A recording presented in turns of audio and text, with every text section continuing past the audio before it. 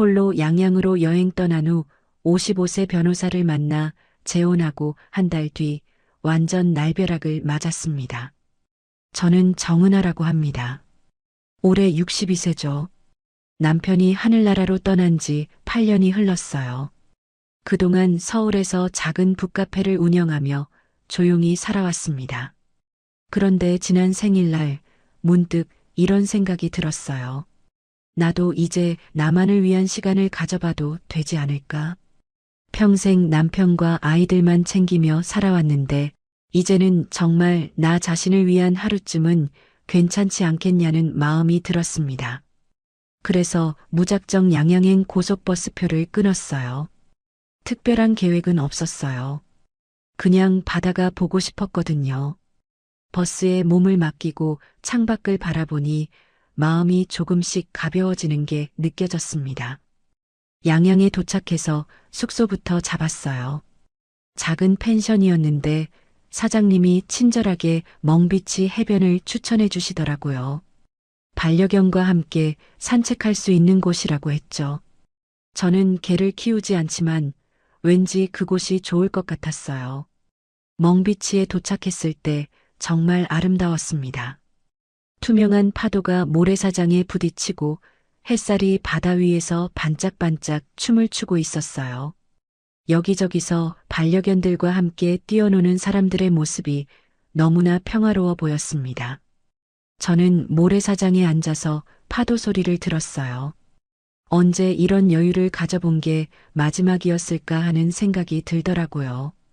그때였어요. 뒤에서 조용한 남자 목소리가 들려왔습니다. 혼자 오신 거예요? 깜짝 놀라서 뒤돌아보니 단정한 셔츠 차림의 남자분이 책 한 권을 들고 서 계시더라고요. 나이는 50대 중반 정도로 보였어요. 인상이 차분하고 따뜻했습니다. 네, 혼자 왔어요. 저도 자연스럽게 대답했죠. 그분이 미소를 지으며 말씀하시더라고요. 여기선 누구나 혼자 와요. 그래야 진짜 쉬거든요. 그 말이 참 마음에 와닿았어요. 정말 그런 것 같았거든요. 혼자여서 오히려 자유롭고 편안했어요. 변호사 최도윤이라고 합니다. 그분이 자기소개를 하시더라고요. 정은아입니다. 서울에서 카페를 운영하고 있어요. 짧은 대화였지만 이상하게 마음이 편해졌어요. 처음 만난 사람인데도 어색하지 않았거든요. 최도윤 씨의 말투가 정말 차분했어요. 급하지도 않고 부담스럽지도 않게 말씀하시는 게 좋았습니다. 그런데 그때 바람에 섞여서 낮은 기침 소리가 들렸어요. 최도윤 씨가 가슴을 살짝 쓸어내리는 모습도 보였고요. 괜찮으신지 물어보려다가 그만뒀어요. 처음 만난 사이인데 너무 사적인 질문일 것 같았거든요. 책 읽으시려고 오신 거예요. 제가 그분의 손에 들린 책을 가리키며 물었습니다. 아, 이거요. 그냥 습관적으로 들고 다녀요. 사실 바다 보러 온 게 더 맞을 것 같아요. 우리는 잠시 나란히 서서 바다를 바라봤어요. 파도 소리가 유난히 크게 들렸습니다. 그 순간이 참 좋았어요. 서로 말을 하지 않아도 어색하지 않은 그런 편안함이 있었거든요. 자주 이곳에 오시나요? 제가 먼저 말을 걸었습니다. 일 때문에 양양과 강릉을 오가는 편이에요. 그래서 가끔 들러요. 여기가 마음이 편해지는 곳이거든요. 최도윤 씨의 목소리에는 어딘가 피로가 묻어 있었어요. 일이 많이 힘드신가 보다 하는 생각이 들었습니다. 해가 기울기 시작했을 때 최도윤 씨가 말씀하셨어요. 오늘 좋은 시간이었습니다. 혹시 내일도 이곳에 오실 건가요? 아마 그럴 것 같아요. 그럼 혹시 내일 또 뵙게 되면 좋겠네요. 그렇게 첫 만남이 끝났어요. 집으로 돌아가는 길에 계속 생각났어요. 최도윤 씨의 차분한 목소리와 따뜻한 눈빛이 자꾸 떠올랐거든요. 그리고 그 낮은 기침 소리도 왜 그렇게 기억에 남았는지 모르겠어요. 오랜만에 마음이 두근거렸어요. 이런 기분은 정말 오랜만이었습니다. 남편이 세상을 떠난 후로는 처음이었죠. 괜찮은 건가 하는 생각도 들었어요. 하지만 나쁘지 않은 기분이었습니다. 오히려 살아있다는 느낌이 들었어요. 다음 날 아침 일찍 눈이 떠졌어요. 어젯밤부터 계속 최도윤 씨 생각이 나더라고요. 다시 만날 수 있을까 하는 기대감 때문이었을까요? 아니면 그분의 기침 소리가 걱정되어서였을까요? 멍비치로 가기 전에 근처 카페에서 커피 한 잔 마시기로 했어요.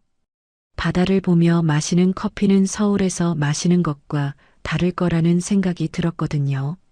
작은 카페였는데 바다가 한눈에 보이는 창가 자리가 있더라고요.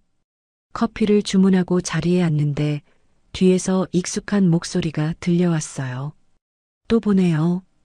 깜짝 놀라서 뒤돌아보니 최도윤 씨가 서 계시더라고요. 어젯밤보다 더 단정하게 차려입으셨는데 얼굴이 좀 피곤해 보였어요. 정말 우연이네요. 제가 웃으며 말했습니다. 이 근처 카페가 여기 하나뿐이라서요. 우연이라고 하기엔 좀 뻔한 만남이죠. 최도윤 씨도 미소를 지으셨어요. 그분이 제 앞자리에 자연스럽게 앉으셨어요. 어색하지 않았어요. 마치 오래 알던 사이처럼 편안했거든요. 잠은 잘 주무셨어요. 제가 먼저 안부를 물었습니다. 글쎄요. 요즘 잠이 잘 안 와서요. 최도윤 씨가 가슴 부근을 살짝 문지르며 말씀하셨어요. 그때 카페 사장님이 커피를 가져다 주셨는데 최도윤 씨 손이 미세하게 떨리는 게 보였어요. 컵을 받으시면서도 숨을 좀 깊게 쉬시더라고요. 괜찮으세요? 걱정이 되어서 물어봤어요. 요즘 가슴이 자주 뛰어요. 최도윤 씨가 솔직하게 말씀하셨어요. 병원에선 과로래요. 일 때문인가요? 그분이 잠시 멈칫하시더니 말씀하셨어요. 아니요, 사는 게 너무 버거워서요. 그 말을 하실 때 표정이 참 복잡해 보였어요. 슬픔인지 피로인지 알 수 없는 감정이 스쳐 지나갔거든요. 그리고 또 가슴을 조용히 쓸어내리셨어요. 그 손끝이 유난히 창백해 보였습니다. 저는 뭐라고 위로의 말을 해드려야 할지 몰랐어요. 처음 만난 사이인데 너무 깊은 이야기를 하시는 것 같아서요. 하지만 그분이 저에게 이런 이야기를 하신다는 게 어딘가 고마웠어요. 변호사 일이 많이 힘드시나 봐요. 일은 할 만해요. 그런데 혼자 사는 게 생각보다 쉽지 않네요. 아내를 몇 년 전에 먼저 보냈거든요. 아, 그러셨구나 하는 생각이 들었어요. 저와 비슷한 상황이셨던 거네요. 갑자기 마음이 더 가까워진 느낌이었습니다. 저도 남편을 8년 전에 떠나보냈어요. 그러셨구나요. 그럼 저보다 훨씬 오래 혼자 사셨네요. 우리는 잠시 조용히 커피를 마셨어요. 서로의 아픔을 이해하는 침묵이었다고 할까요? 말하지 않아도 통하는 게 있었어요. 창밖으로 바다가 보였는데 파도가 조용히 밀려왔다 물러가더라고요. 그 모습을 보니 마음이 차분해졌습니다. 오늘 날씨가 좋네요. 해가 질 때까지 바닷가에 있어 보려고요. 제가 말했어요. 저도 그럴 생각이에요. 혹시 함께 걸어보실래요? 그렇게 우리는 카페를 나와서 바닷가를 걸었어요. 멍비치는 오후가 되니까 더 아름다웠어요. 바람이 시원하게 불어서 기분이 좋았거든요. 최도윤 씨는 걸음이 좀 느리셨어요. 중간중간 멈춰서 숨을 고르시는 모습도 보였고요. 제가 보기엔 컨디션이 좋지 않아 보였는데 그래도 계속 걸으려고 하시더라고요. 좀 쉬시죠. 제가 제안했어요. 괜찮아요. 이렇게 걷는 게 좋아요. 우리는 모래사장에 있는 나무 벤치에 앉았어요. 해가 서서히 기울기 시작했는데 하늘이 정말 예뻤어요. 주황색과 분홍색이 섞인 노을이 바다 위로 비치고 있었거든요. 참 아름답네요. 최도윤 씨가 중얼거리듯 말씀하셨어요. 네, 정말 그래요. 그때 최도윤 씨가 갑자기 말씀하셨어요. 어제 처음 뵙고 오늘 또 만나니까 신기해요. 혼자 사는 게 이렇게 외로운 줄 몰랐는데 그 말에 제 마음도 뭉클해졌어요. 저도 똑같은 기분이었거든요. 오랫동안 혼자 살다 보니까 사람과 이야기하는 게 이렇게 좋은 줄 잊고 있었어요. 저도 그래요. 카페에서 손님들과 이야기하긴 하지만 이렇게 진솔한 대화는 오랜만이에요. 노을이 점점 짙어졌어요. 바다가 온통 금빛으로 물들었거든요. 최도윤 씨의 옆모습도 노을빛에 물들어서 더욱 부드러워 보였어요. 그런데 그분이 또 가슴을 쓸어내리시더라고요. 이번엔 조금 더 길게요. 표정도 살짝 일그러지셨고요. 정말 괜찮으세요? 제가 다시 물었어요. 네, 괜찮아요. 그냥 가끔 이래요. 하지만 괜찮아 보이지 않았어요. 숨소리도 조금 거칠어진 것 같았고요. 걱정이 되었지만 더 이상 묻기가 어려웠어요. 우리는 해가 완전히 질 때까지 그 자리에 앉아 있었어요. 가끔 대화를 나누기도 하고 가끔 조용히 바다를 바라보기도 했고요. 이상했어요. 처음 만난 사람인데도 이렇게 편안할 수 있다는 게요. 그날 밤 숙소로 돌아가면서 계속 생각났어요. 최도윤 씨의 따뜻한 눈빛과 창백한 손끝이 자꾸 떠올랐거든요. 그리고 가슴을 쓸어내리시던 모습도요. 뭔가 알 수 없는 감정에 사로잡힌 느낌이었어요. 마치 잃어버렸던 온기를 다시 찾은 것 같았습니다. 양양에서 돌아온 지 일주일이 지났어요. 서울의 일상이 다시 시작됐지만 자꾸 최도윤 씨 생각이 났어요. 멍비치에서 함께 본 노을, 그분의 따뜻한 목소리, 그리고 걱정스러웠던 기침 소리까지 모든 게 선명하게 기억났거든요. 북카페도 평소처럼 운영했어요. 단골 손님들이 와서 커피를 마시고 책을 읽어가는 모습을 보니까 마음이 차분해졌어요. 그런데 이상했어요. 평소 같았으면 이런 일상이 편안했을 텐데 왠지 뭔가 허전한 기분이 들었거든요. 그날도 평범한 하루였어요. 저녁 9시쯤 되어서 카페 문을 닫으려고 정리를 하고 있었어요.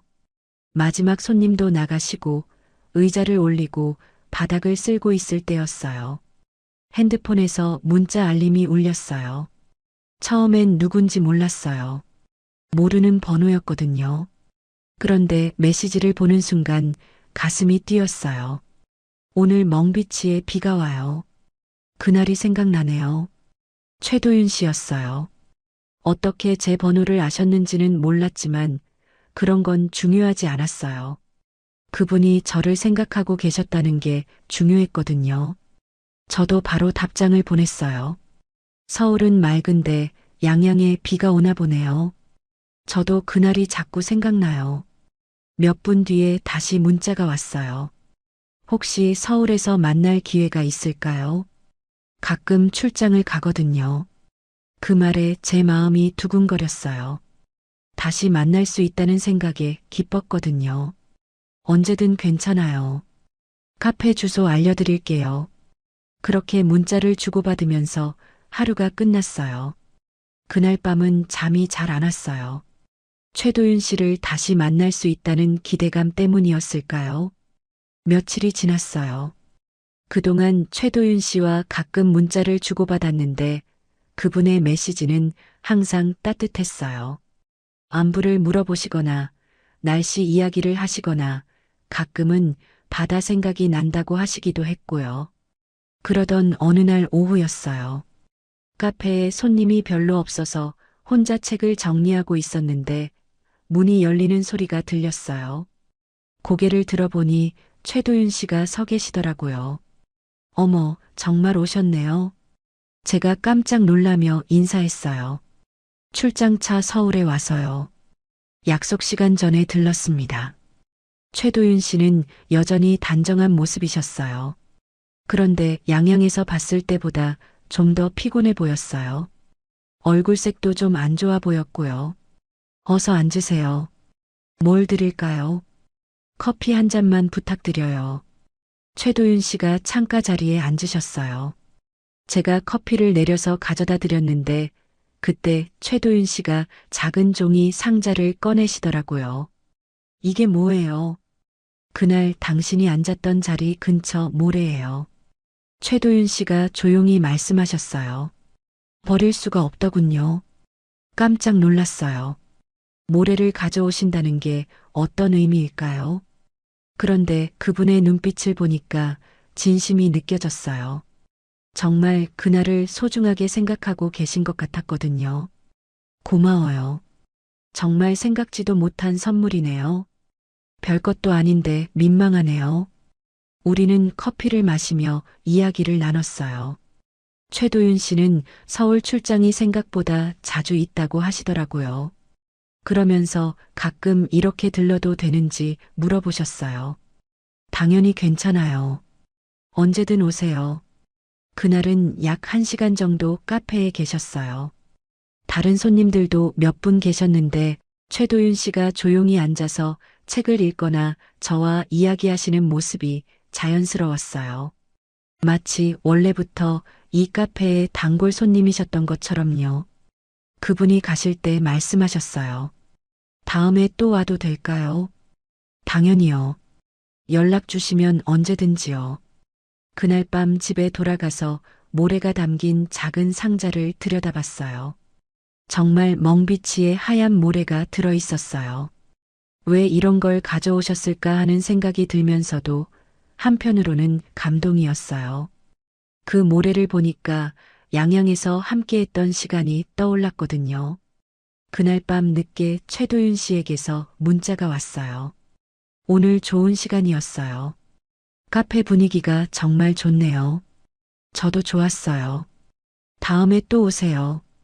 혹시 괜찮으시면 가끔 통화해도 될까요? 혼자 있다 보니까 누군가와 이야기하고 싶을 때가 있어요. 그 메시지를 보는 순간 가슴이 따뜻해졌어요. 저도 똑같은 마음이었거든요. 저도 그래요. 언제든 연락하세요. 그날부터 최도윤 씨와 자주 통화를 하게 됐어요. 처음엔 짧은 안부 전화였는데 점점 길어졌어요. 서로의 하루 일상을 나누고 사소한 이야기도 하고 가끔은 깊은 얘기도 했어요. 최도윤 씨는 밤 늦게 전화를 자주 하셨어요. 일이 끝나고 나면 집이 너무 조용해서 외롭다고 하시더라고요. 저도 마찬가지였어요. 카페 문을 닫고 집에 가면 혼자인 게 외로웠거든요. 통화할 때마다 최도윤 씨의 목소리에서 피로가 느껴졌어요. 가끔 기침도 하시고 숨소리도 좀 거칠 때가 있었고요. 괜찮은지 물어보면 항상 괜찮다고 하시지만 걱정이 되었어요. 요즘 일이 많이 힘드세요. 그냥 좀 바빠서요. 별일 아니에요. 하지만 목소리만 들어도 컨디션이 좋지 않다는 걸 알 수 있었어요. 그래도 저와 통화할 때만큼은 목소리가 밝아지시더라고요. 어느새 제 하루는 최도윤 씨의 목소리로 끝나는 게 당연해졌어요. 밤에 그분 전화를 기다리는 제 모습을 보면서 이게 연애하는 기분인가 하는 생각도 들었어요. 나이가 60이 넘어서 이런 감정을 느낄 수 있다는 게 신기했거든요. 커피잔 사이의 침묵도 이제는 자연스러웠어요. 말하지 않아도 서로를 이해하는 그런 편안함이 있었어요. 최도윤 씨와 함께하는 시간들이 제게는 정말 소중했습니다. 최도윤 씨와 통화를 시작한 지 2달이 지났어요. 어느새 우리는 서로에게 없어서는 안 될 존재가 되어 있었죠. 매일 밤 그분의 목소리를 듣지 못하면 잠이 오지 않을 정도였어요. 그러던 어느 날이었어요. 평소보다 일찍 전화가 왔는데 최도윤 씨의 목소리가 뭔가 다르더라고요. 평소보다 더 진중했어요. 은하 씨, 오늘 시간 되시면 카페로 갈게요. 무슨 일 있으세요? 목소리가 좀 이상해요. 아니에요. 그냥 할 말이 있어서요. 불안한 마음으로 기다리고 있는데 최도윤 씨가 카페에 오셨어요. 평소보다 더 단정하게 차려입으셨는데 표정이 참 진지했어요. 손에는 작은 꽃다발을 들고 계셨고요. 이게 뭐예요? 제가 놀라며 물었어요. 그냥요. 받아주세요. 우리는 조용한 자리에 앉았어요. 최도윤 씨가 한참 동안 말씀을 못 하시더라고요. 손을 계속 만지작거리시면서요. 뭔가 심각한 이야기인가요? 제가 먼저 물었어요. 그때 최도윤 씨가 저를 똑바로 보시면서 말씀하셨어요. 내 남은 인생, 당신 옆에서 쓰고 싶어요. 그 한마디에 제 눈에서 눈물이 났어요. 예상했던 말이었지만 실제로 들으니까 가슴이 벅찼거든요. 행복하면서도 두려웠어요. 정말 그런 마음이세요. 네, 진심이에요. 혼자 사는 게 이렇게 외로운 줄 몰랐어요. 당신을 만나고 나서야 살아있다는 느낌이 들어요. 최도윤 씨의 눈에도 눈물이 맺혀 있었어요. 그 모습을 보니까 더 마음이 아팠어요. 저도 똑같은 마음이었거든요.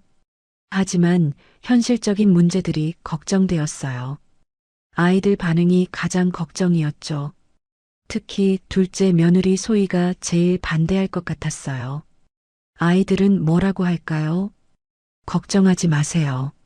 제가 잘 설득해 볼게요. 예상대로 아이들은 반대했어요. 특히 소희는 현실적인 문제들을 계속 얘기했어요. 나이 차이도 그렇고 서로 모르는 사이라는 것도 그렇고요. 어머니, 너무 성급하신 것 같아요. 좀 더 신중하게 생각해 보세요.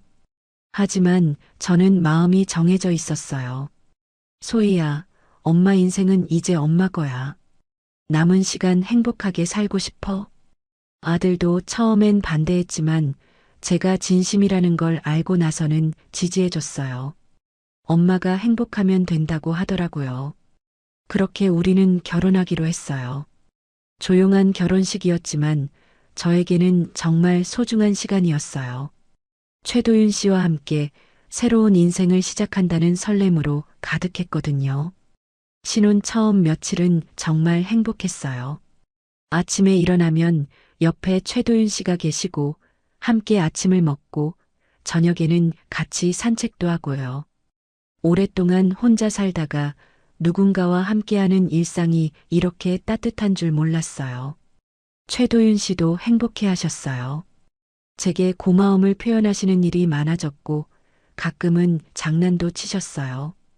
그런 모습을 보면서 제가 올바른 선택을 한 것 같다는 생각이 들었어요. 하지만 시간이 지나면서 뭔가 이상한 점들을 발견하기 시작했어요. 최도윤 씨의 밤이 점점 길어졌거든요. 저는 일찍 자는 편인데 최도윤 씨는 새벽까지 깨어 계시는 일이 많았어요. 처음엔 일 때문인 줄 알았어요. 변호사 일이 바쁘시니까요. 하지만 자세히 보니까 그게 아니었어요. 잠을 못 주무시는 것 같았거든요.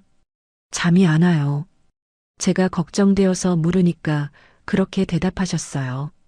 뭔가 불편한 게 있으세요? 아니에요. 그냥 나이 들어서 그런가 봐요.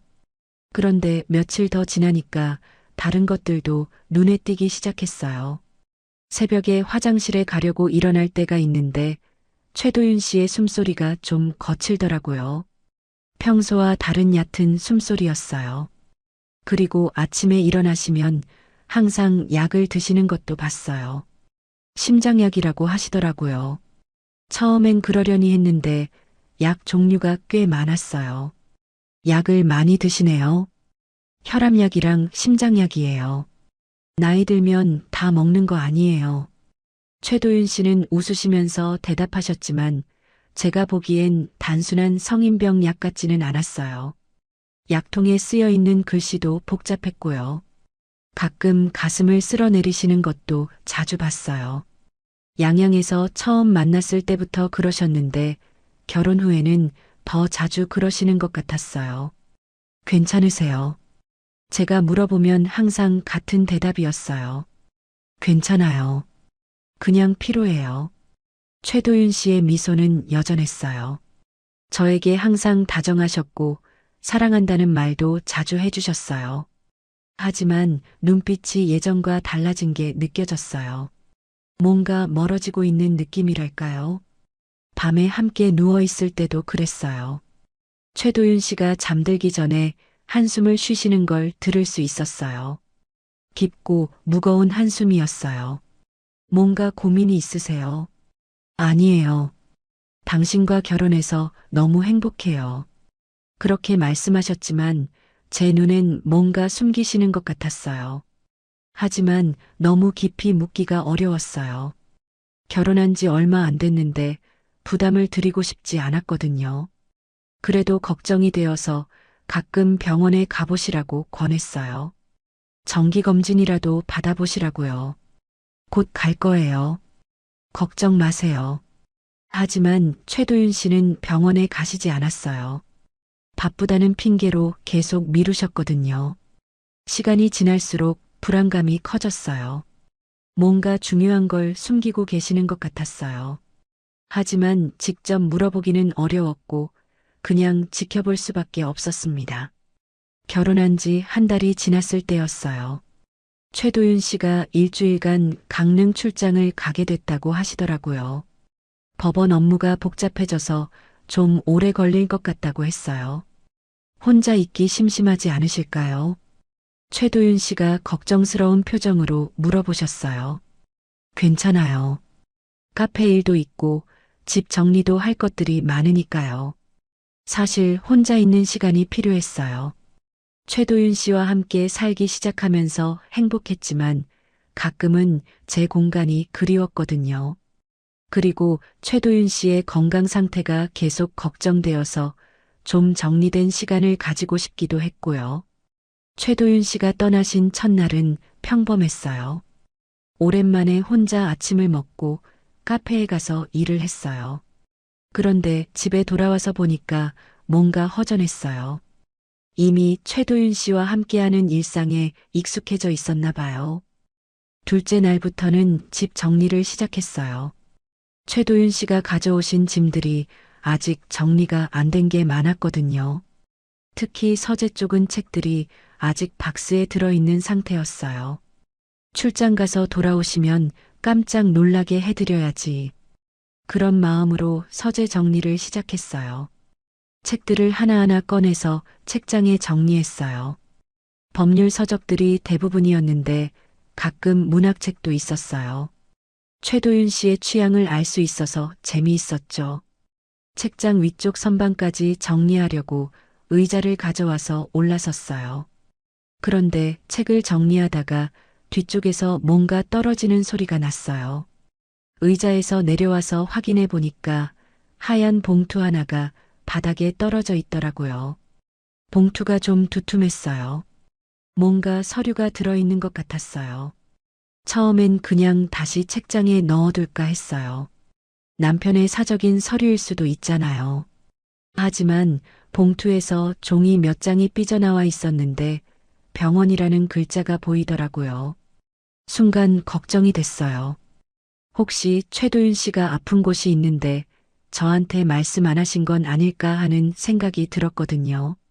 그래서 확인해 봐야겠다고 생각했어요. 봉투를 열어봤는데 병원 서류들이 여러 장 들어 있었어요. 첫 번째 종이를 보는 순간 가슴이 철렁했어요. 진단서였거든요. 진단명을 보니까 협심증, 부정맥 중증이라고 적혀 있었어요. 날짜는 작년이었고요. 그러니까 저와 만나기 전부터 아프셨던 거예요. 두 번째 종이를 봤는데 또 다른 병원 진단서였어요. 역시 심장 관련 질환이었고 상태가 좋지 않다는 내용이었어요. 의사 소견란에는 지속적인 치료와 관리 필요, 예후 불량이라는 무서운 말이 적혀 있었어요. 손이 떨리기 시작했어요. 왜 이런 중요한 걸 저한테 말씀 안 하셨을까요? 결혼 전에 알았다면 더 잘 돌봐드릴 수 있었을 텐데요.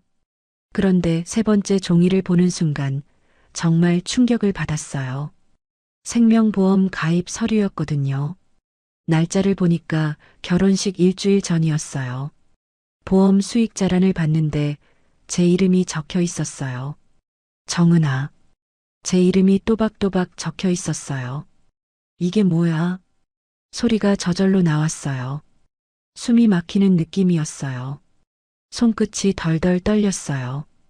이게 무슨 의미인지 이해하기까지 시간이 좀 걸렸어요.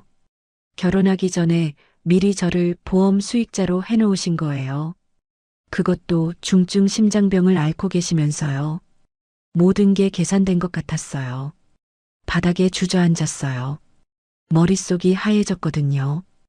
양양에서의 만남, 그 로맨틱했던 순간들, 프로포즈, 결혼식, 모든 게 다시 떠올랐어요. 그런데 이제는 모든 게 다르게 보였어요. 처음부터 계획이었던 건가요? 혼자 죽기 싫어서 누군가를 찾은 건가요? 그리고 그 누군가가 저였던 건가요? 사랑한다고 하셨던 그 말들이 모두 거짓말이었던 건가요? 진단서를 다시 봤어요. 예후 불량이라는 글자가 눈에 들어왔어요. 얼마나 심각한 상태이신 걸까요? 그래서 서둘러 결혼하신 건가요? 보험 서류도 다시 봤어요. 보험금이 꽤 큰 금액이었어요. 저 같은 사람에게는 상상할 수 없을 만큼 큰 돈이었어요. 눈물이 났어요. 분노인지 슬픔인지 배신감인지 알 수 없는 복잡한 감정들이 몰려왔어요.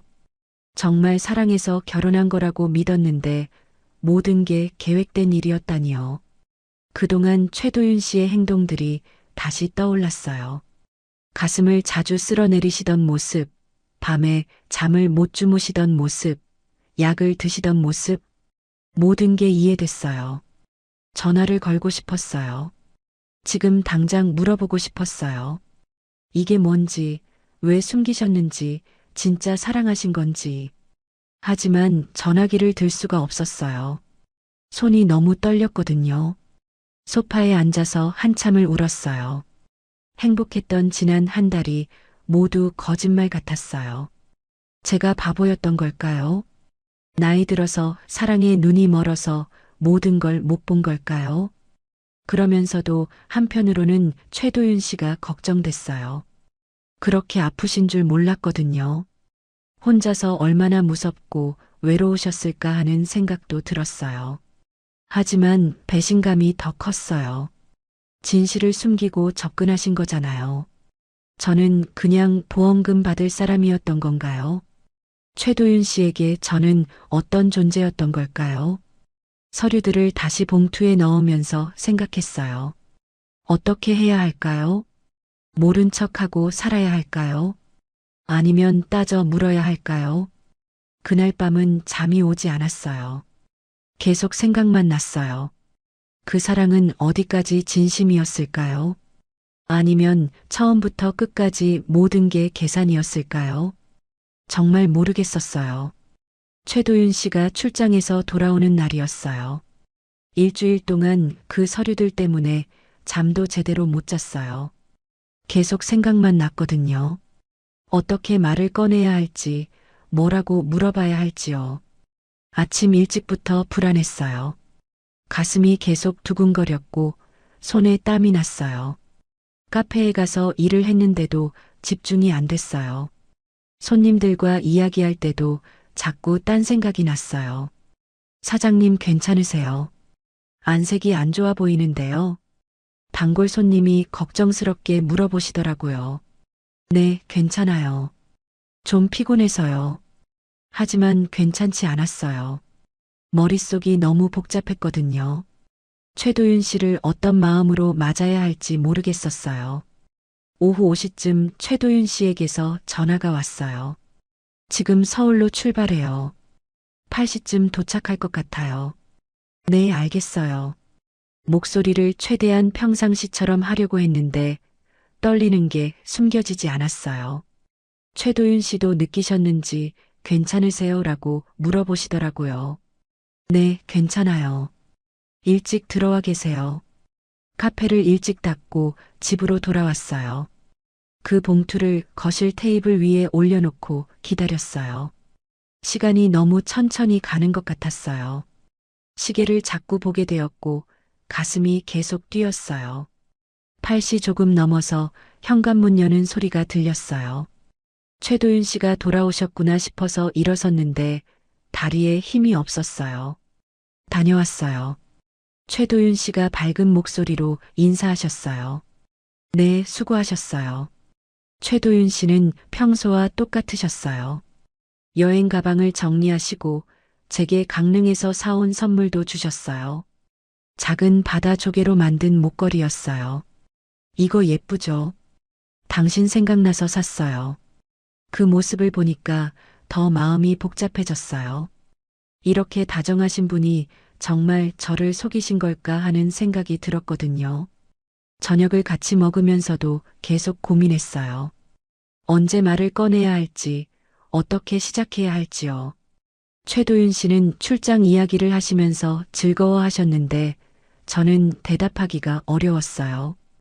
왜 그렇게 조용해요? 혹시 어디 아픈 데 있어요?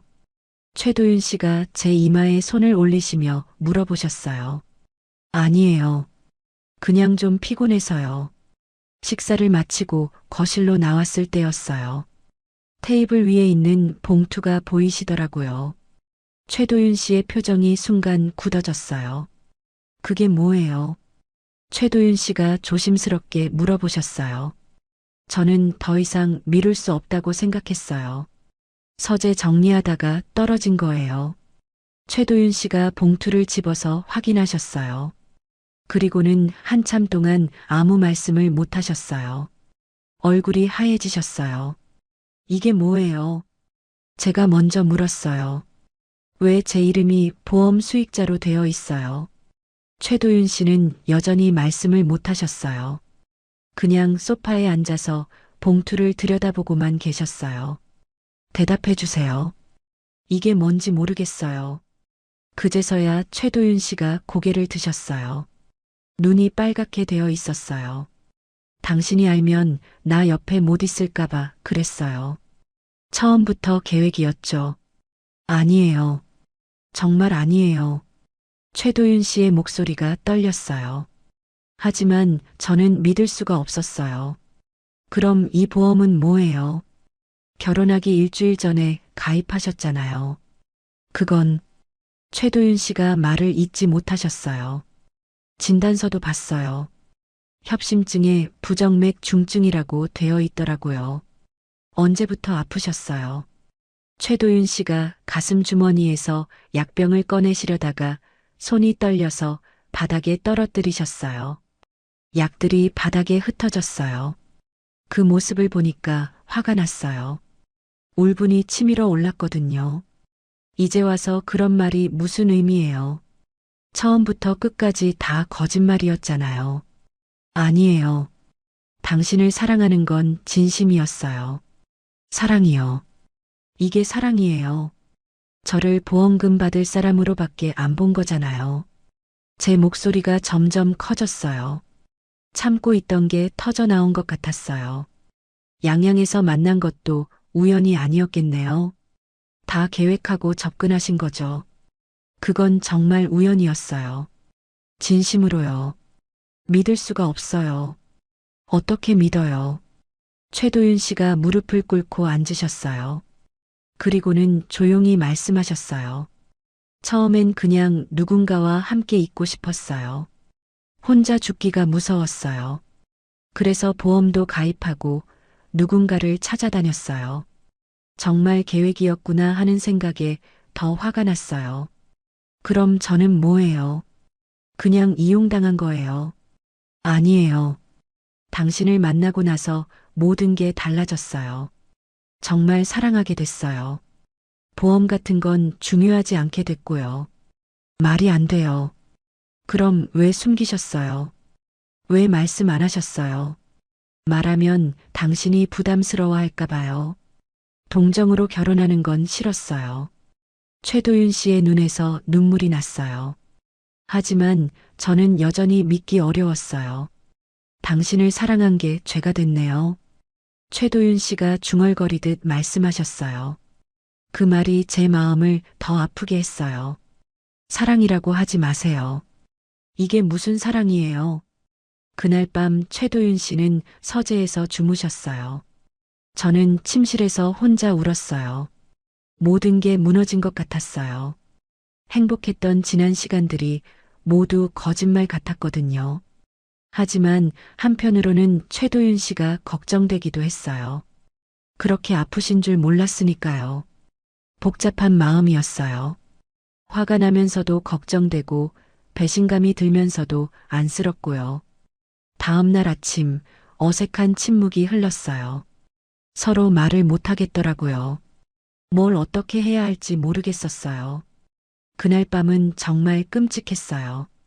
저는 침실에서, 최도윤 씨는 서재에서 따로 주무셨는데 둘 다 잠을 못 잤을 거예요. 벽 너머로 가끔 기침 소리가 들렸거든요. 평소보다 더 심한 기침이었어요.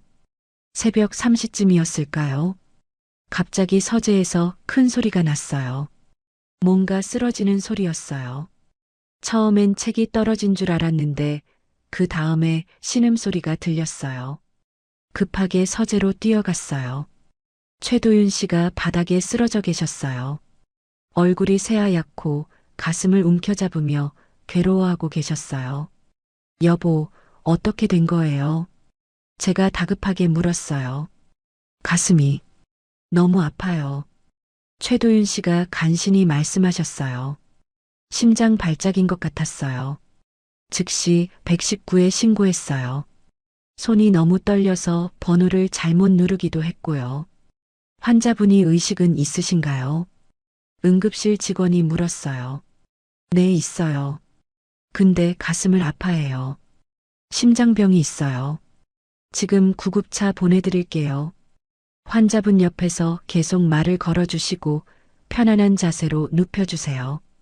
구급차가 올 때까지 정말 긴 시간이었어요. 최도윤 씨가 계속 아파하시는데 제가 해드릴 수 있는 게 없었거든요. 그냥 손을 잡고 괜찮다, 곧 병원 간다고 계속 말씀드렸어요. 그런데 그때 최도윤 씨가 힘겹게 말씀하셨어요. 미안해요. 정말 미안해요. 지금 그런 말 하지 마세요.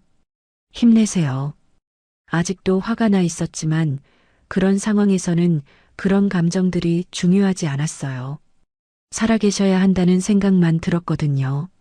구급차가 도착해서 병원으로 향했어요. 응급실 침대에 누워 계신 최도윤 씨를 보니까 정말 많이 아프신 것 같았어요. 의료진들이 분주하게 움직였고 저는 바깥에서 기다려야 했어요. 보호자분이세요? 간호사가 물어보더라고요. 네, 부인입니다. 환자분이 언제부터 심장 질환을 앓으셨나요? 잘 모르겠어요. 어제야 알았어요. 간호사가 의아한 표호로 저를 봤어요. 부부인데 그런 걸 모른다는 게 이상했겠죠. 응급처치를 받으신 후 최도윤 씨는 중환자실로 옮겨지셨어요. 가슴의 심전도 선들이 복잡하게 연결되어 있었고 산소 마스크도 끼고 계셨어요. 그 모습을 보니까 가슴이 아팠어요. 의사 선생님이 설명해 주셨어요. 급성 심근경색이에요. 다행히 빨리 병원에 오셔서 응급처치를 할 수 있었어요. 하지만 상태가 좋지 않으니까 며칠 더 지켜봐야겠어요. 생명에는 지장이 없나요? 현재로선 안정적이에요. 하지만 환자분이 원래 심장 질환이 있으셨죠. 협심증에 부정맥까지 있으시니까 계속 주의 깊게 관리하셔야 해요. 그제서야 최도윤 씨의 상태가 얼마나 심각한지 알 수 있었어요. 왜 그동안 숨기셨는지도 이해가 됐고요. 중환자실 면회 시간에 들어갔어요. 최도윤 씨는 의식이 있으셨지만 많이 약해 보이셨어요. 제 손을 보시더니 눈물을 흘리셨어요. 미안해요. 최도윤 씨가 힘없는 목소리로 말씀하셨어요. 지금은 그런 얘기 말고 푹 쉬세요.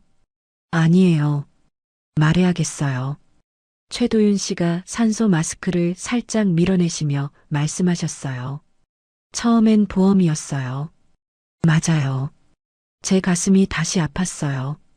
역시 그랬구나 하는 생각이 들었거든요. 작년에 진단받았어요. 의사가 길어야 1-2년이라고 했어요. 내 몸이 오래 못 간다고 했거든요. 최도윤 씨의 목소리가 더 작아졌어요. 혼자 죽기가 무서웠어요. 그냥 내 남은 삶을 누군가 곁에서 지켜봐 줬으면 했어요. 그게 당신이었어요. 그 말을 들으니까 복잡한 감정이 들었어요. 화가 나면서도 이해가 되었어요. 그럼 왜 숨겼어요? 왜 말씀 안 하셨어요? 당신이 날 동정할까 봐요. 최도윤 씨가 눈을 감으시며 말씀하셨어요. 동정으로 결혼하는 건 싫었어요. 그래도 알 권리는 있었잖아요. 맞아요. 잘못했어요. 최도윤 씨가 제 손을 약하게 잡으셨어요. 손이 차가웠어요. 하지만 한 가지는 진심이에요. 당신을 만나고 나서 정말 사랑하게 됐어요. 보험 같은 건 중요하지 않게 됐어요. 정말이요. 네. 당신 덕분에 내 심장은 진짜로 뛰었어요. 그 말에 제 눈에서도 눈물이 났어요. 어떤 감정인지 정확히 모르겠었어요. 아직도 화가 나 있으면서도 한편으로는 안쓰럽고 또 한편으로는 사랑스럽기도 했어요. 양양에서 처음 만났을 때부터요. 당신과 함께 바다를 보면서 가슴이 이렇게 뛰는 게 병 때문이 아니구나 생각했어요. 최도윤 씨가 희미하게 웃으시려고 했어요. 매일 밤 통화할 때도, 카페에서 커피 마실 때도, 결혼식 날도 모든 순간이 행복했어요. 진심이었어요. 저는 최도윤 씨의 손을 꽉 잡았어요. 차가운 손이 조금씩 따뜻해지는 것 같았어요. 그럼 됐어요. 그게 진심이라면 됐어요. 정말이요. 네. 하지만 앞으로는 아무것도 숨기지 마세요. 아픈 것도 무서운 것도 모든 걸 함께 나눠요. 최도윤 씨가 고개를 끄덕이셨어요. 눈물이 계속 흘렀어요. 고마워요. 정말 고마워요. 그날 밤 저는 병원 의자에서 잤어요. 최도윤 씨 곁을 떠나고 싶지 않았거든요. 중간중간 깨서 심전도 모니터를 확인했어요. 규칙적인 심장 박동 소리가 들렸어요. 아침이 되어서 최도윤 씨가 눈을 뜨셨을 때 제가 옆에 있는 걸 보시고 놀라셨어요. 왜 여기서 주무셨어요? 당신 곁에 있고 싶었어요. 최도윤 씨가 다시 눈물을 흘리셨어요. 하지만 이번엔 기쁜 눈물 같았어요. 의사 선생님이 오셔서 상태를 확인해 주셨어요. 다행히 많이 안정되었다고 하시더라고요. 며칠 더 입원하시고 퇴원 후에도 계속 관리하셔야 한다고 했어요. 이제부터는 제가 잘 돌봐드릴게요. 제가 최도윤 씨에게 말씀드렸어요. 미안해요. 부담 드려서. 부담이 아니에요. 사랑이에요. 그 말에 최도윤 씨가 환하게 웃으셨어요. 병원 침대에 누워 계신데도 정말 행복해 보이셨어요. 저도 마음이 편해졌어요. 이제야 진짜 시작인 것 같았거든요. 최도윤 씨가 퇴원하신 지 석 달이 지났어요. 그동안 정말 많은 일들이 있었죠. 병원에서 집으로 돌아온 후에는 제가 최도윤 씨를 돌보는 일에 전념했어요. 약 시간 챙겨드리고 식단 관리하고 정기 검진도 함께 다녔고요. 처음엔 최도윤 씨가 많이 약해지셨어요. 계단 오르기도 힘들어 하시고 조금만 걸어도 숨이 차셨거든요. 저도 걱정이 많았어요. 이렇게 회복이 될까 하는 불안감도 있었고요. 하지만 시간이 지나면서 조금씩 나아지셨어요. 의사 선생님 말씀으로는 마음이 안정되니까 몸도 따라서 회복되는 것 같다고 하시더라고요. 스트레스가 줄어들어서 심장에도 부담이 덜 간다는 얘기였어요. 무엇보다 좋았던 건 최도윤 씨가 이제는 아무것도 숨기지 않으신다는 거였어요. 몸이 아프면 솔직히 말씀하시고 무서운 마음이 들 때도 저에게 이야기해 주셨어요. 오늘은 가슴이 좀 답답해요.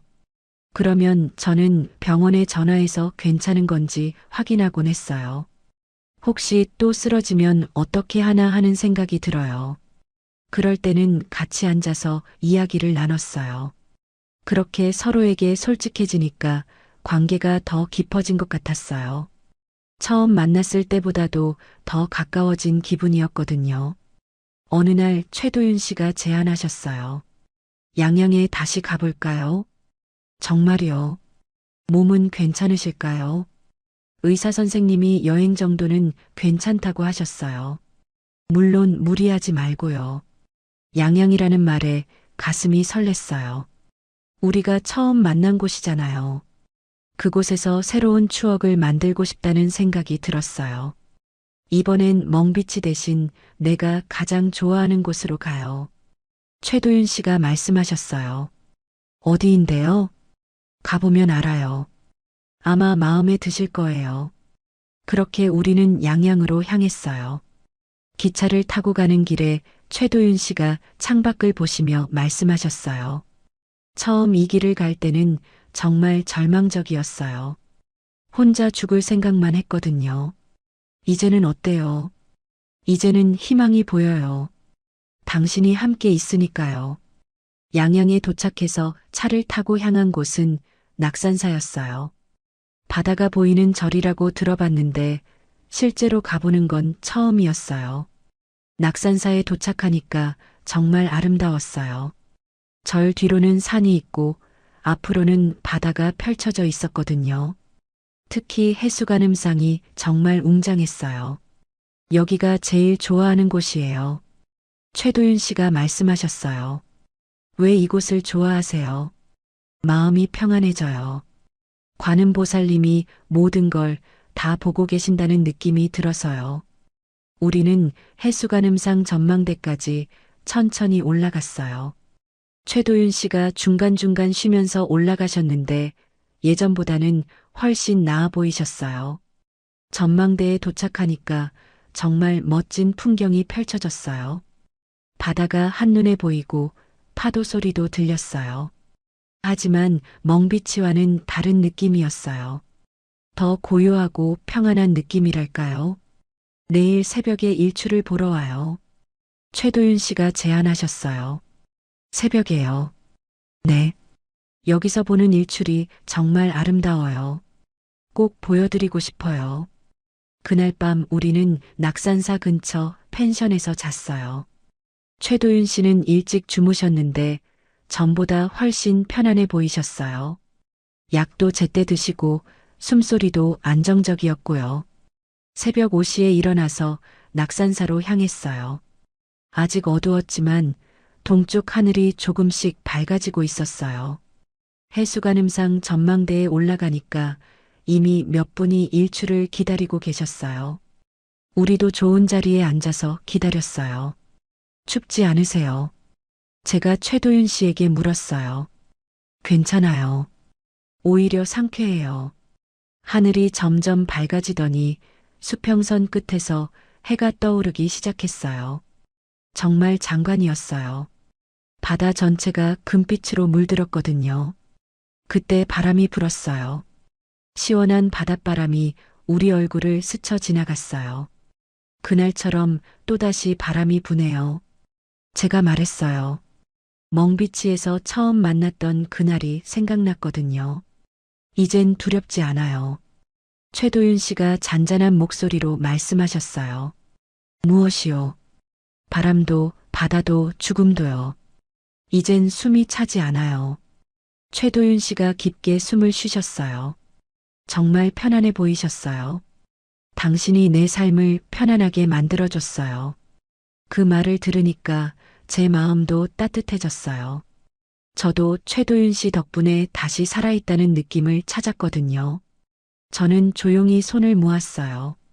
관음보살님께 감사 인사를 드리고 싶었어요. 저희를 이렇게 만나게 해주셔서 서로 사랑할 수 있게 해주셔서 감사하다고요. 해가 완전히 떠오르니까 바다가 더욱 반짝였어요. 멀리서 파도 소리가 들려왔어요. 그런데 그 소리가 처음 들었을 때와 달랐어요. 슬픔이 아니라 새로운 시작의 소리 같았어요. 우리 다시 시작하는 거죠. 제가 최도윤 씨에게 말했어요. 네, 이번에는 아무것도 숨기지 않고요. 좋은 일도 나쁜 일도 모두 함께 나누면서요. 네, 그렇게 하자고요. 최도윤 씨가 제 손을 잡으셨어요. 손이 따뜻했어요. 예전처럼 차갑지 않았거든요. 사랑해요. 최도윤 씨가 말씀하셨어요. 저도 사랑해요. 그 순간 정말 행복했어요. 멍비치에서 처음 만났을 때의 설렘과는 다른, 더 깊고 안정된 행복이었어요. 해수관음상이 우리를 내려다보고 계시는 것 같았어요. 자비로운 미소를 지으시며 저희를 축복해 주시는 것 같았고요. 앞으로도 가끔 여기 올까요? 제가 제안했어요. 좋아요. 우리만의 특별한 장소로 만들어요. 그렇게 우리는 새로운 시작을 약속했어요. 낙산사 해수관음상 전망대에서 떠오르는 해를 바라보며 말이에요. 돌아가는 길에 최도윤 씨가 말씀하셨어요. 처음엔 당신을 이용하려고 했어요. 하지만 이제는 당신 때문에 살고 싶어졌어요. 저도 마찬가지예요. 당신 때문에 다시 사랑할 수 있게 됐어요. 우리의 이야기는 거짓말로 시작됐지만 진실된 사랑으로 끝나게 됐어요. 그리고 그 사랑은 앞으로도 계속될 거예요. 낙산사 관음보살님의 축복 속에서 말이에요. 제발, 밤에는 너무 힘들어요. 재혼한 63세 여성이 남편에게 한 충격 발언. 제발, 밤에는 너무 힘들어요. 저는 지금 이 말을 꺼내기까지 얼마나 많은 밤을 울었는지 모릅니다. 제 이름은 박은주, 올해 63입니다. 누가 봐도 평범한 할머니죠. 시골 작은 집에 살면서 텃밭 가꾸고 가끔 동네 친구들 만나 수다 떨고 사는 그런 사람입니다. 그런데 지금 제 인생은 지옥이 되어버렸습니다. 사랑인 줄 알았어요. 정말로요. 재혼을 결심할 때만 해도 제 남은 인생이 따뜻할 거라 믿었습니다. 외로웠던 나날들이 끝나고 누군가와 함께 웃으며 살 수 있을 거라 생각했죠. 하지만 지금은 다릅니다. 매일 밤이 두렵습니다. 해가 지고 어둠이 내리면 온몸이 굳어집니다. 밤만 되면 너무 힘들어요. 이 말을 남편에게 했을 때 돌아온 건 차갑게 식은 눈빛이었습니다. 이해는커녕 짜증 섞인 한숨뿐이었죠. 그 순간 깨달았습니다. 이 사람은 제 고통을 들으려 하지 않는다는 걸요. 저는 지금 카메라 앞에 앉아 있습니다. 떨리는 손으로 핸드폰을 붙잡고 제 이야기를 꺼내려 합니다. 누군가는 이해해 주겠죠. 누군가는 제 아픔을 알아줄 겁니다. 아니, 어쩌면 저와 같은 처지에 있는 분들에게 이 이야기가 경고가 될 수도 있겠죠. 결혼 1년 차입니다. 겨우 1년이에요. 그런데 벌써 견딜 수 없을 만큼 힘듭니다. 어떤 사람들은 물어볼 겁니다. 도대체 무슨 일이 있었길래 그러세요? 라고요.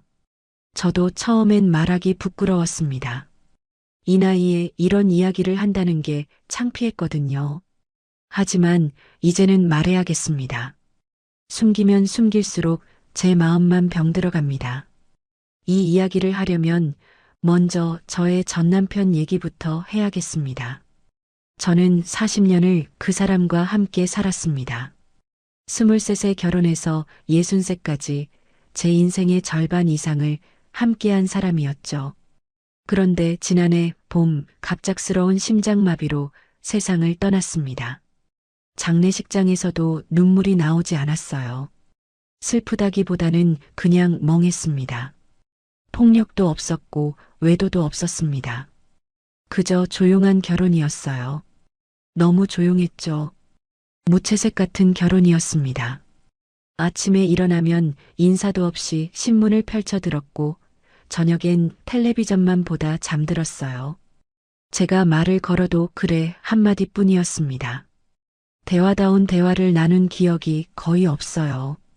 나쁜 남편은 아니었습니다. 그저 감정이 없는 남편이었을 뿐이죠. 장례가 끝나고 집에 돌아왔을 때도 크게 달라진 건 없었습니다. 어차피 말이 없던 사람이었으니까요. 하지만 시간이 지나면서 고요함이 집안을 가득 채웠어요. 시계 소리만 똑딱똑딱 들렸습니다. 냉장고 돌아가는 소리, 바람 소리. 사람 사는 집이 이렇게 조용할 수 있나 싶었어요. 저녁에 혼자 밥을 차리는데 손이 가지 않았습니다. 텔레비전을 켜도 재미없었어요. 허전했습니다. 정말 너무 허전했습니다. 말도 없던 사람이 없어졌을 뿐인데 이렇게 큰 구멍이 생길 줄 몰랐어요. 밤에 혼자 누워 있으면 천장만 쳐다보게 됐죠. 옆자리가 비어 있다는 게 이렇게 무서운 일인지 처음 알았습니다. 이제 혼자 살 자신이 없었어요. 정말 그랬습니다. 평생 누군가와 함께 살다가 혼자가 되니 감당이 안 됐어요. 아침에 눈 뜨면 하루를 어떻게 보내야 할지 막막했습니다. 텃밭일을 해도 친구들을 만나도 집에 돌아오면 다시 그 고요함이 저를 삼켰어요. 그렇게 몇 달을 보냈습니다. 자식들은 가끔 전화했지만 자주 올 수는 없었죠. 다들 바쁘니까요. 그래도 외로웠습니다. 점점 더 외로워졌어요. 그러던 어느 날 동창 모임이 있었습니다. 중학교 동창들이 한 달에 한 번씩 모이는 자리였어요. 평소엔 잘 안 나갔는데 그날은 집에 있기 싫어서 나갔습니다. 식당에 들어서니 반가운 얼굴들이 보였어요. 자리에 앉아 밥을 먹는데 옆에 남자 한 명이 앉았습니다. 은주 씨, 오랜만이네요. 정태수였습니다. 중학교 때 같은 반이었던 사람이죠. 머리는 희끗희끗했지만 여전히 단정한 셔츠 차림이었어요. 네, 정말 오랜만이에요. 남편분 돌아가셨다고 들었어요. 많이 힘드셨겠어요. 태수가 조심스럽게 말을 건넸습니다. 목소리가 부드러웠어요. 장례식 이후로 누군가 진심으로 위로해 준 게 언제였던가 싶었습니다. 네, 좀 힘들었어요. 저도 아내를 3년 전에 먼저 보냈습니다. 심장마비였어요. 태수의 눈빛이 잠시 흐려졌습니다. 같은 아픔을 겪은 사람의 슬픔이 느껴졌어요. 저는 그제야 이 사람도 저와 같은 처지라는 걸 알았습니다. 혼자 사는 게 얼마나 외로운지 저도 알아요. 그 한마디가 제 마음을 흔들었습니다. 정말 그랬어요. 이 사람은 알고 있었습니다. 혼자 사는 게 얼마나 고독한지, 빈집에 돌아가는 게 얼마나 무서운지를요. 맞아요. 정말 외롭습니다. 저는 고개를 끄덕였습니다. 눈물이 날 것 같았지만 참았어요. 하지만 태수는 제 마음을 알아챈 듯 조용히 미소 지었습니다. 이따 시간 되시면 커피 한 잔 하실래요? 그날 저는 태수와 처음으로 긴 대화를 나눴습니다. 동창회가 끝나고 근처 카페에서 차를 마셨어요. 태수는 아내 이야기를 했습니다. 30년을 함께 살았는데 갑자기 세상을 떠났다고요. 자식들은 도시에 나가서 1년에 몇 번밖에 못 만난답니다. 집이 너무 조용해요. 말 한마디 할 사람이 없으니까요. 태수의 말이 제 마음에 깊이 와닿았습니다. 저도 똑같았거든요. 똑같은 고독, 똑같은 외로움이었습니다. 그날 이후로 태수와 자주 연락하게 됐습니다. 처음엔 문자를 주고받았어요. 안부를 묻고 날씨 이야기를 했죠. 시간이 지나면서 전화 통화도 하고 한 달에 한두 번씩 만나기도 했습니다. 태수는 신사적이었습니다. 만날 때마다 단정한 차림이었고 제 이야기를 잘 들어줬어요. 무거운 물건을 들어주고 차 한 잔 사주는 것도 잊지 않았습니다. 은주 씨는 참 밝으시네요. 그래서 좋습니다. 태수가 어느 날 그렇게 말했습니다. 얼굴이 화끈거렸어요. 이 나이에 누군가에게 칭찬을 듣는다는 게 어색하면서도 기분 좋았습니다. 그렇게 저는 조금씩 태수에게 마음이 기울기 시작했습니다. 외로움이 조금씩 사라지는 것 같았어요. 누군가 제 이야기를 들어주고 관심을 가져준다는 게 이렇게 좋은 일인지 새삼 깨달았습니다. 그때는 몰랐습니다. 이 따뜻함 뒤에 무엇이 숨어 있는지를요. 태수와 만난 지 석 달쯤 지났을 때였습니다. 저는 그 사람에게 완전히 마음을 열게 됐어요. 어느 날 장을 보고 집에 오는데 쌀포대가 너무 무거웠습니다. 힘들게 끌고 가는데 뒤에서 누가 말을 걸었어요. 태수였습니다. 마침 근처에 볼 일이 있어서 왔다가 저를 봤다고 했죠. 은주 씨, 제가 들어드릴게요. 태수는 쌀포대를 가볍게 들어 올려 제 집까지 날라다 줬습니다. 현관 앞에 내려놓고는 웃으며 말했어요. 혼자 사시면 이런 게 힘드시죠? 언제든 연락 주세요. 가슴이 따뜻해졌습니다. 정말 오랜만에 느끼는 감정이었어요. 누군가 저를 챙겨준다는 게 이렇게 고마울 수가 있나 싶었습니다. 그날 이후로 태수는 자주 찾아왔습니다. 집 전구가 나가면 갈아줬고 수도꼭지가 새면 고쳐줬어요. 일주일에 두세 번은 들렀습니다.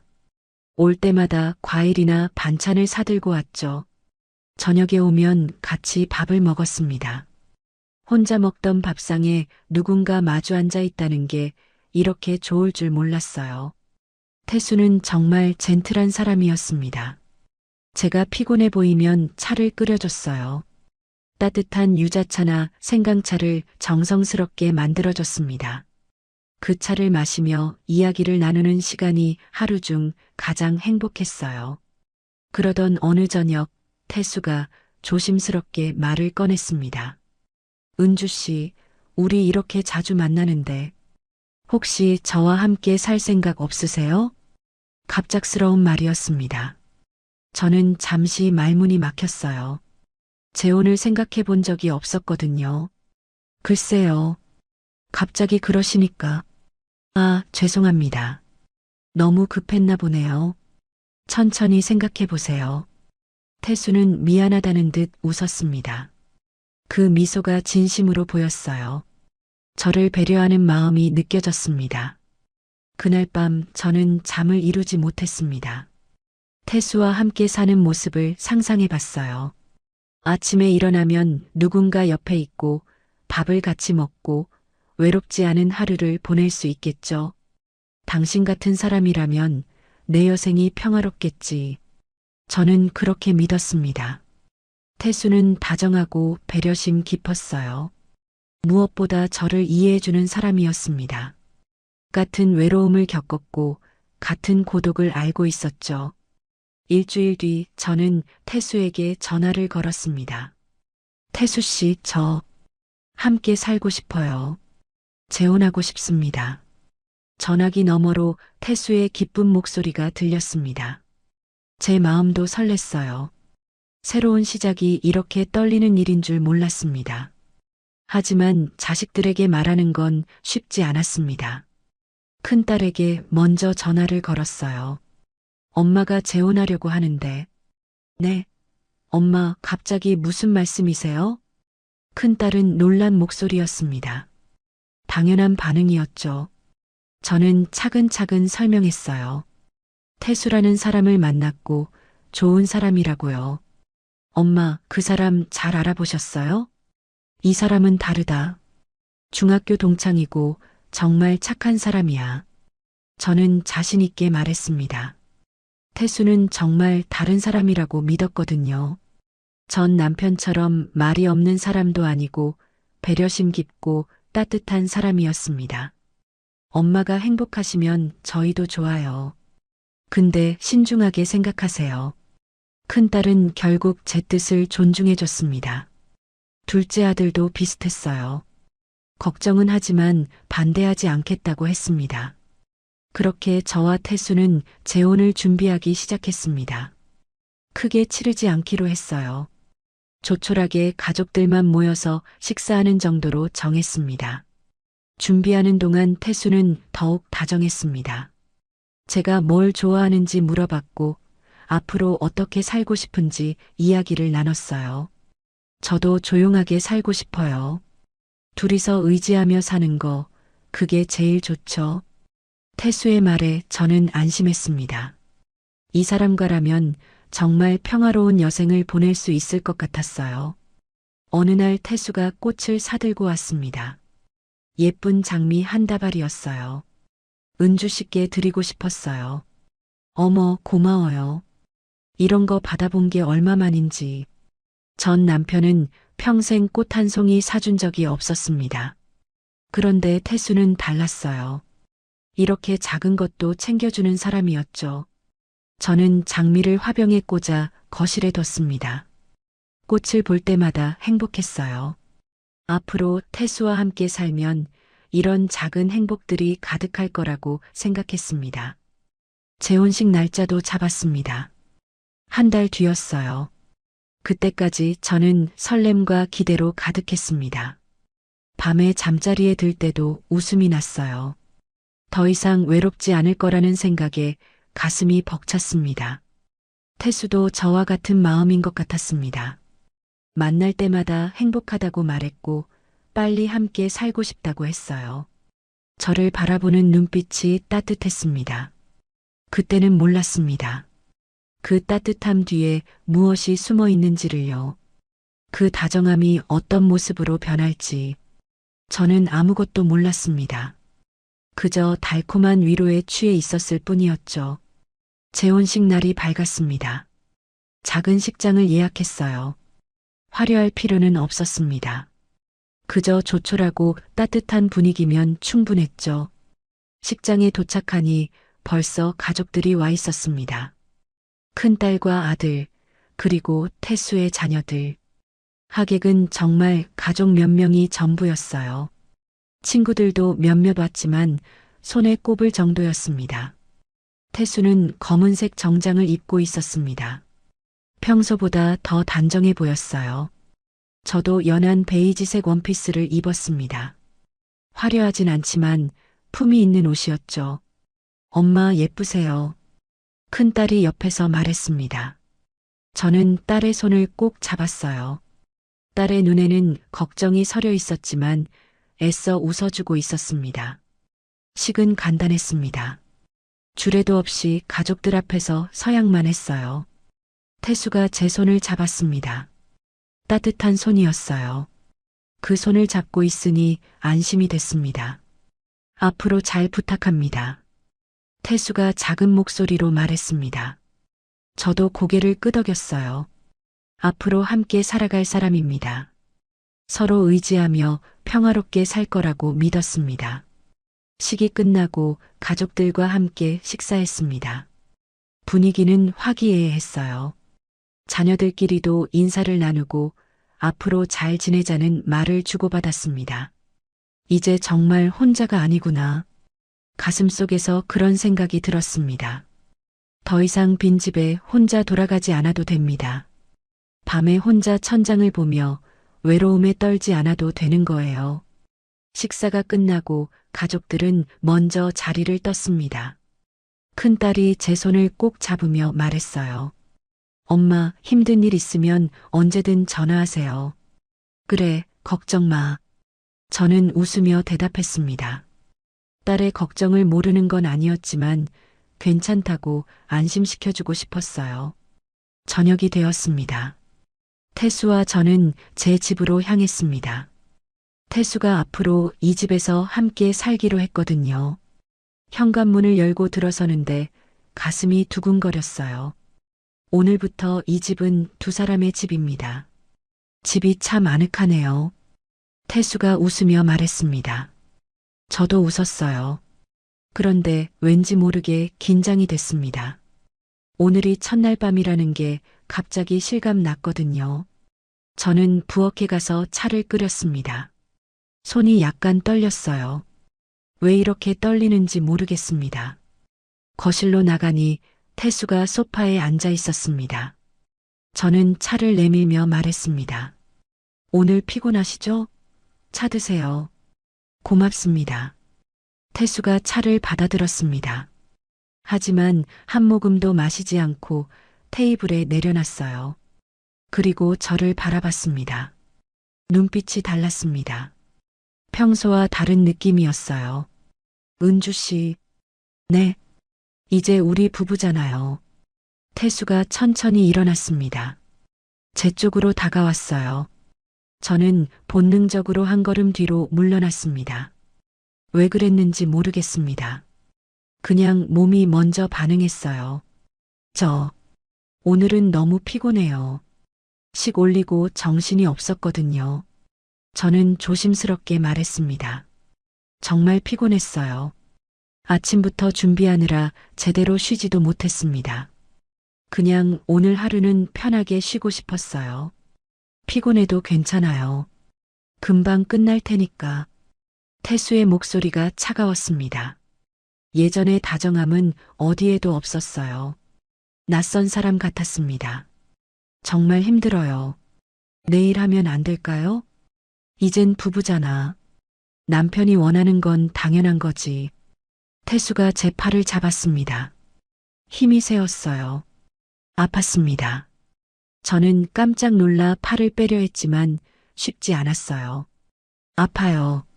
놔주세요. 조금만 참아요. 금방이에요. 태수는 제 말을 듣지 않았습니다. 그냥 방으로 끌고 갔어요. 저는 저항했지만 소용없었습니다. 힘으로는 당해낼 수가 없었어요. 방 안으로 들어갔습니다. 불을 켜려는데 태수가 말했어요. 불은 끄고 하죠. 싫어요. 무서워요. 무슨 무서워. 우리 부부잖아. 태수는 제 말을 무시하고 불을 껐습니다. 어둠 속에서 저는 떨었어요. 온몸이 얼어붙은 것 같았습니다. 이게 뭔가 싶었어요. 제발, 오늘만이라도. 은주 씨, 왜 이러세요? 부부가 당연한 거 하는 건데. 태수의 목소리에는 짜증이 섞여 있었습니다. 화가 난 것 같았어요.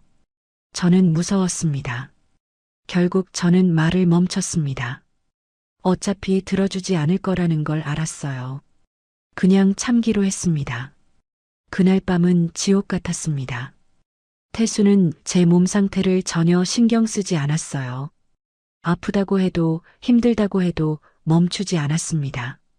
제발, 밤에는 너무 힘들어요. 저는 작은 목소리로 속삭였습니다. 간절한 목소리였어요. 제발 멈춰달라고, 제발 이해해달라고 애원하는 목소리였습니다. 하지만 태수는 듣지 않았습니다. 아니, 들었지만 무시했어요. 제 말은 중요하지 않았습니다. 한참이 지나고 나서야 끝났습니다. 태수는 만족한 듯 한숨을 쉬더니 금방 잠들었어요. 코를 골며 깊이 잠든 모습이었습니다. 저는 잠을 잘 수 없었습니다. 어둠 속에서 천장만 바라봤어요. 온몸이 아팠습니다. 마음은 더 아팠어요. 오늘이 첫날 밤인데 이렇게 끝나다니. 다정함도 배려도 없었습니다. 그저 일방적인 요구만 있었어요. 저는 그날 밤 처음 알았습니다. 태수의 다정함은 겉모습일 뿐이었다는 걸요. 결혼 전까지는 젠틀한 신사였습니다. 하지만 결혼하고 나니 완전히 다른 사람이 됐어요. 아니, 어쩌면 원래 이런 사람이었는지도 모릅니다. 저는 옆에 누워 코 고는 태수를 바라봤습니다. 낯설었어요. 이 사람과 앞으로 어떻게 살아야 할까요? 벌써부터 두려움이 밀려왔습니다. 밤새 잠을 이루지 못했습니다. 눈을 감아도 계속 떠졌어요. 가슴이 답답했습니다. 동이 트기 시작했습니다. 창문으로 희미한 빛이 들어왔어요. 저는 조용히 일어나 거실로 나왔습니다. 소파에 앉아 멍하니 있었죠. 이게 제가 원했던 삶인가요? 외로움을 벗어나려고 선택한 재혼이 이렇게 고통스러울 줄 몰랐습니다. 하지만 이미 늦었습니다. 결혼했으니까요. 저는 한숨을 쉬었어요. 앞으로 어떻게 해야 할지 막막했습니다. 결혼 후 일주일이 지났습니다. 낮에 태수는 여전히 다정했어요.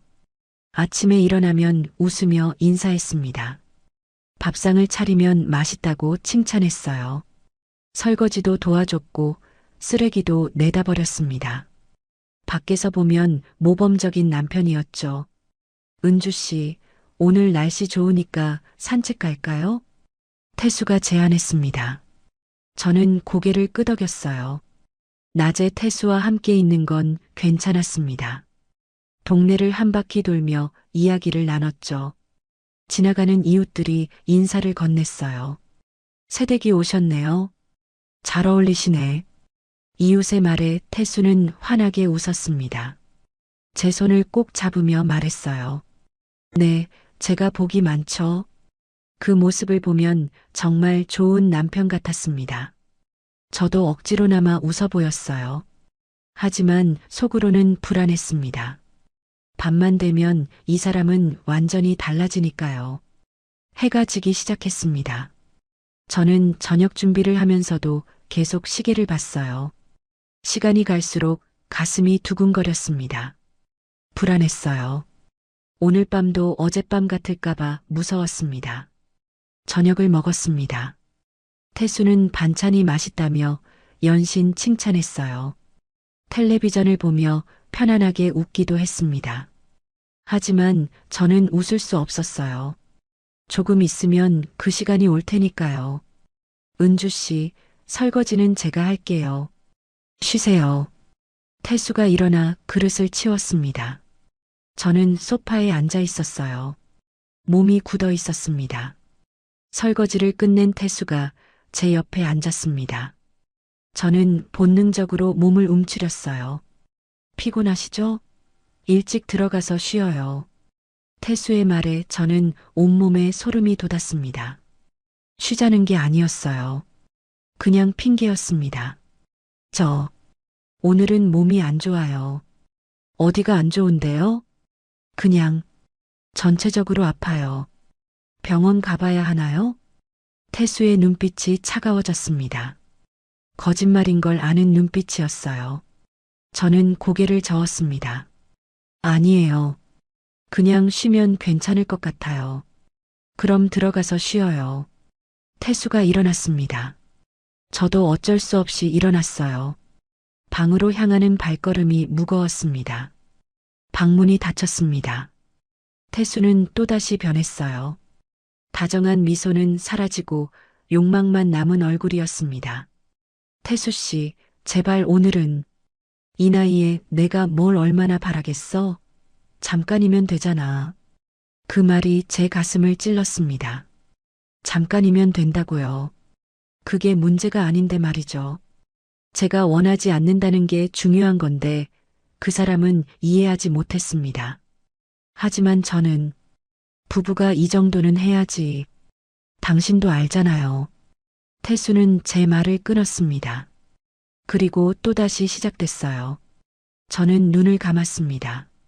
견뎌야 했어요. 그날 밤도 고통스러웠습니다.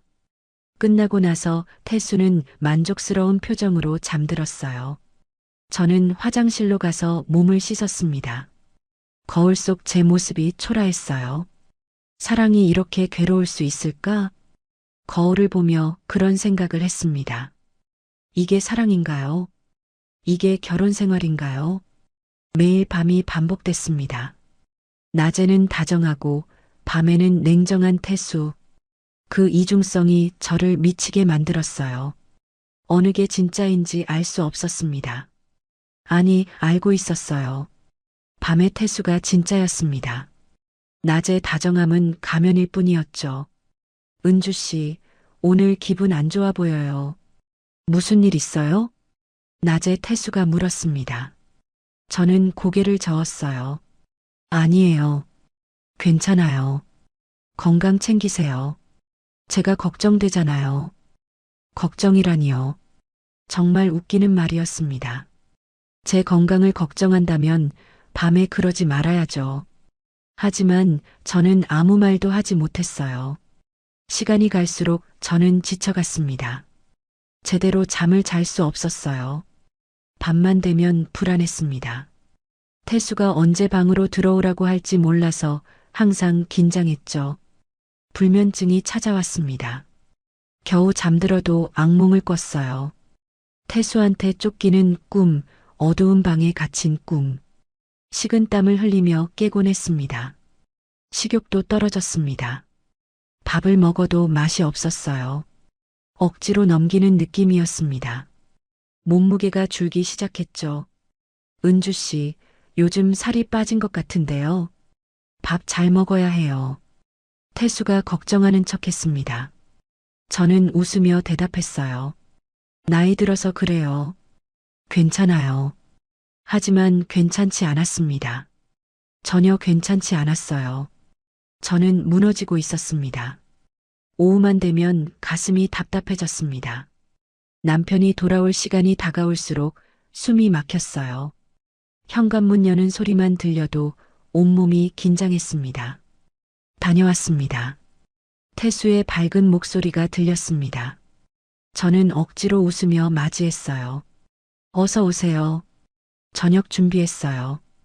오늘도 고생 많으셨어요. 태수는 웃으며 손을 씻었습니다. 아무렇지도 않은 표정이었어요. 저녁을 먹는 내내 긴장했습니다.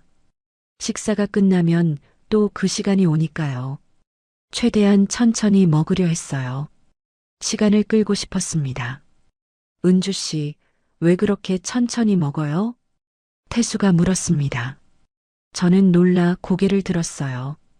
그냥 천천히 먹는 게 소화에 좋대요. 그렇군요. 태수는 의심하지 않는 것 같았습니다. 하지만 저는 알았어요.